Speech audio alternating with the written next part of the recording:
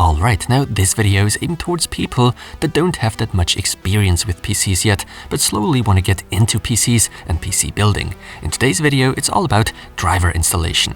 To be exact, how to install NVIDIA graphics drivers. Actually, it's extremely easy, straightforward to do, and doesn't take long at all. Plus, there's practically nothing you can do wrong. Later on, I will also upload another video in which I'll show you how to properly do a clean uninstall of such drivers. The same thing I'll also show how to do with AMD graphics cards.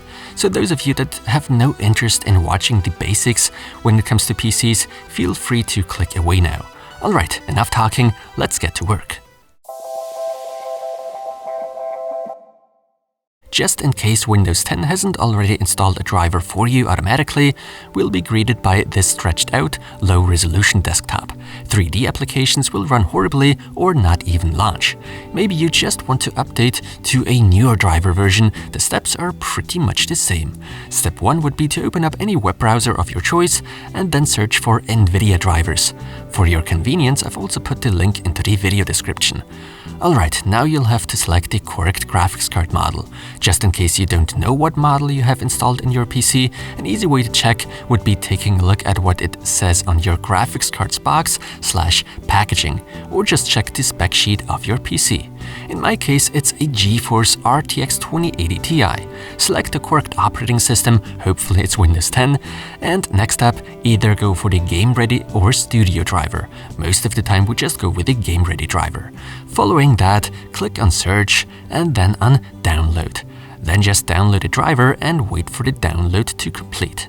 Once complete, open up the downloaded file, click OK, and wait for the files to extract. Remain patient until the system check has completed. Now we are given two options to choose from: graphics driver with GeForce Experience or without. I'd recommend going for the installation with GeForce Experience, since this also includes NVIDIA's own integrated video recording tool called Shadowplay. Next up, we can make another choice: Express or Custom installation. For the sake of today's video, so you see what kind of options we get, I'll go for Custom here, option number 2.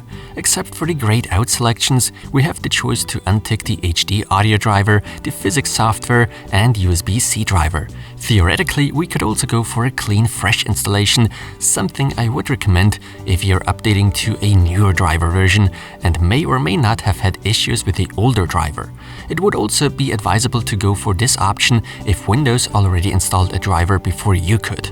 In my case today, that's not necessary. Now all we have to do is wait.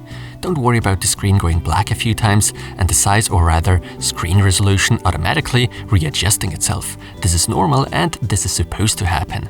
In the end, just close the window. It is recommended to restart your PC after a driver installation, so please do that. And once we are back on our desktop, we have now achieved our goal. The NVIDIA graphics driver has successfully been installed. As you saw yourselves, there's basically nothing you could do wrong in the process. And I am aware of the fact that many of you don't need such a video, but there's always someone that's new to PCs and just got into them, and I hope my video could be of some help for those people. With that being said, thanks a lot for watching.